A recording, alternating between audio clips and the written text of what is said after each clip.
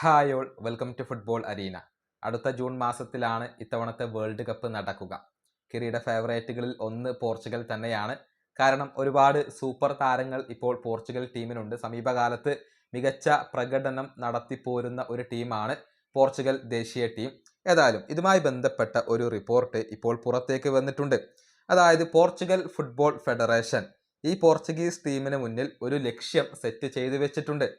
അതായത് ഏറ്റവും ചുരുങ്ങിയത് വേൾഡ് കപ്പിന്റെ ഫൈനലിൽ എങ്കിലും എത്തണം എന്ന ഒരു ലക്ഷ്യമാണ് പോർച്ചുഗീസ് ഫുട്ബോൾ ഫെഡറേഷൻ ടീമിന് മുന്നിൽ നിർണയിച്ച് നൽകിയിട്ടുള്ളത് എന്നാണ് അറിയാൻ സാധിക്കുന്നത്. കാരണം ഈ ഫെഡറേഷൻ വിശ്വസിക്കുന്നത് വേൾഡ് കപ്പ് അടിക്കാൻ കപ്പാസിറ്റിയുള്ള ഒരു സ്ക്വാഡ് ഇപ്പോൾ നമുക്കുണ്ട് എന്നുള്ളതാണ്. കാരണം അത്രയേറെ മികച്ച താരങ്ങളുണ്ട്, എല്ലാവരും ക്ലബ്ബ് തലത്തിൽ മികച്ച പ്രകടനം നടത്തുന്നവരാണ്.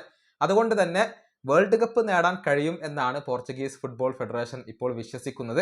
ഏറ്റവും ചുരുങ്ങിയത് ഈ ടീം ഫൈനലിൽ എങ്കിലും എത്തണം എന്നാണ് ഇപ്പോൾ വിശ്വസിക്കപ്പെടുന്നത് എന്നാണ് അറിയാൻ സാധിക്കുന്നത്. അതാണ് ഒരു ലക്ഷ്യമായി കൊണ്ട് ഇപ്പോൾ പോർച്ചുഗൽ ടീമിന് മുന്നിൽ സെറ്റ് ചെയ്തു വെച്ചിട്ടുള്ളത്. ഏതായാലും വേൾഡ് കപ്പ് നേടാൻ കപ്പാസിറ്റിയുള്ള ഒരു സ്ക്വാഡ് തന്നെ ഇപ്പോൾ പരിശീലകനായ മാർട്ടിനസിന് ലഭ്യമാണ്. പക്ഷെ അതിനെ എങ്ങനെ ഉപയോഗപ്പെടുത്തും എന്നുള്ളതിനെ ആശ്രയിച്ചാണ് അവരുടെ കിരീട സാധ്യത നിലനിൽക്കുന്നത്. ഗ്രൂപ്പ് ഘട്ടത്തിൽ ഉസ്ബെക്കിസ്ഥാൻ, കൊളംബിയ എന്നിവരാണ് പോർച്ചുഗൽ ദേശീയ ടീമിന്റെ എതിരാളികളായി കൊണ്ടുവരുന്നത്. കഴിഞ്ഞ നാഷൻസ് ലീഗ് കിരീടം നേടിയവരാണ് പോർച്ചുഗൽ. അതുകൊണ്ട് തന്നെ അവർ കിരീട ഫേവറേറ്റുകളായി പരിഗണിക്കപ്പെടുന്നവരാണ്. ഈ വീഡിയോ അവസാനിപ്പിക്കുന്നു. അടുത്തൊരു വീഡിയോയിൽ കാണാം.